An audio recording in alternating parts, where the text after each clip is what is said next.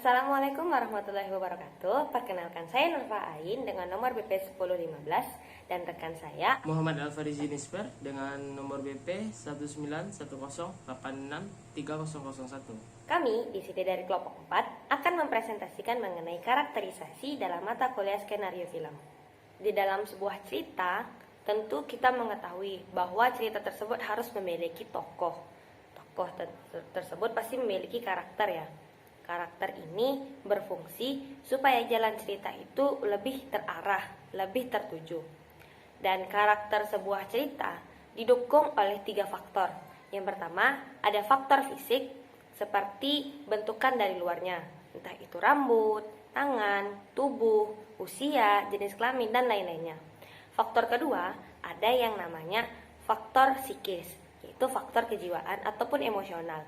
Misalnya, karakter tersebut digambarkan seperti orang yang sedang bersedih, berbahagia, ataupun orang yang sedang marah. Dan faktor yang ketiga adalah faktor sosiologis, yaitu adalah faktor sekitar atau faktor lingkungan dari karakter tersebut. Materi pertama mengenai konsistensi dan perkembangan. Jadi, di dalam sebuah cerita, karakter itu tidak bisa berubah sewaktu-waktu. Maksudnya, tidak bisa berubah secara tiba-tiba. Tetapi, karakter juga tidak menutup kemungkinan bisa berubah di pertengahan jalan cerita. Misalnya, ada seorang tokoh yang awalnya ia digambarkan adalah tokoh yang baik, gemar membantu, namun di akhir cerita, tokoh yang tadi itu berubah menjadi tokoh yang jahat.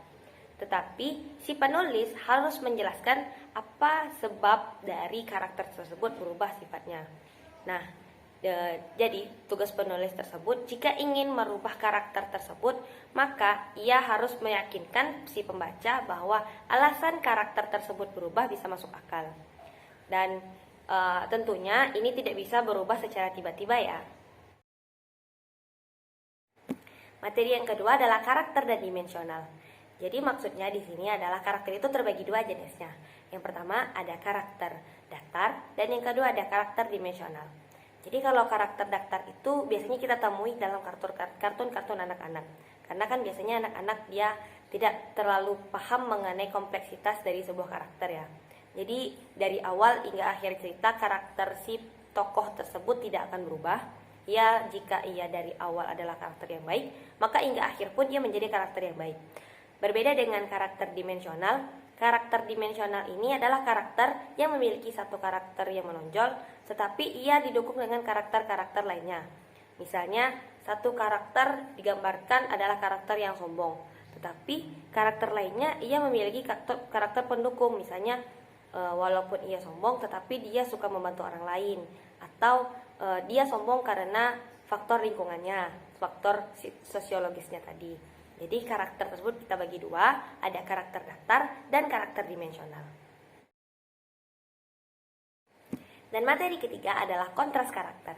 Kontras karakter ini adalah karakter yang sangat berbeda perbedaannya, jauh perbedaannya.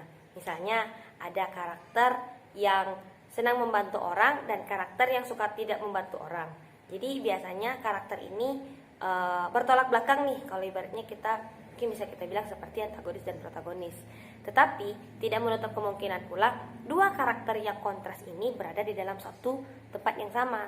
Misalnya di dalam suatu keluarga, biasanya tuh ada anak yang mungkin dia sedang membantu orang tua, tetapi di sisi lain ada juga anaknya yang tidak mau membantu orang tuanya.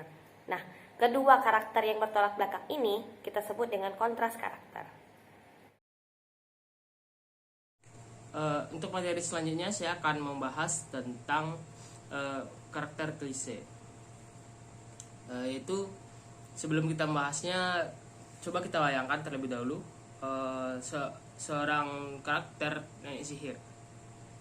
Ya tentunya kita akan membayangkan sosok wanita tua yang memiliki rambut putih acak-acakan dan selalu membawa tongkat dan berjubah hitam, dan biasanya bersifat jahat yang sering kita temui atau kita jumpa dia di dalam hutan. Ataupun seorang profesor yang biasanya digambarkan sebagai sosok yang laki-laki tua dengan yang selalu memberikan inovasi gila atau yang unik, dan selalu digambarkan dia menggunakan jas laboratoriumnya gitu. Di mana kedua tokoh ini merupakan gambaran umum dalam setiap cerita gitu, mana karakter ini akan selalu digambarkan begitu. Hal inilah yang dimaksud dengan karakter klise. Untuk menciptakan sebuah cerita yang menarik atau cerita yang bagus, kita diharapkan untuk menghindari penggunaan karakter klise ini. Usahakan untuk menciptakan sebuah karakter yang mampu melawan gambaran-gambaran umum yang biasa digunakan dalam sebuah cerita, dengan karakter yang memiliki sifat yang unik atau karakterisasi yang unik itu. Maka hal ini akan menjadi daya tarik tersendiri bagi penonton yang menyaksikan cerita yang kita buat. Baik, materi selanjutnya yaitu pengungkapan karakter. Berbeda halnya dengan novel atau buku-buku cerita yang dimana sebuah karakternya itu harus dideskripsikan ciri-ciri fisiknya melalui tulisan. Namun justru kalau di film, ciri-ciri fisik ini langsung diperlihatkan melalui visual, di mana penonton langsung melihat bagaimana karakter tersebut, apakah karakter itu berbadan gemuk atau kurus, ataupun dia memiliki postur tubuh yang tinggi atau pendek, atau memiliki rambut keriting atau lurus. Hal ini dapat terlihat langsung dalam sebuah film yang kita tonton. Bahkan untuk karakter yang memiliki ciri-ciri fisik yang cacat, itu akan menjadi sebuah keunikan dalam sebuah film gitu. Seperti contohnya yaitu Kurcaci pada film The Hobbit. Itu dia digambarkan sebagai manusia kerdil yang selalu membantu tokoh utama dalam menghadapi masalahnya. Selain dari ciri-ciri fisik, untuk karakter ini bisa dilihat melalui aksi atau perilaku yang dia perlihatkan, ataupun juga kita bisa melihat mereka dalam bagaimana karakter mereka melalui dialog-dialog atau juga gaya bicara yang mereka sampaikan. Sehingga kita dengan hal tersebut, seorang tokoh dapat mengungkapkan karakter yang mereka miliki. Oke, sekian yang dapat kami sampaikan. Assalamualaikum warahmatullahi wabarakatuh.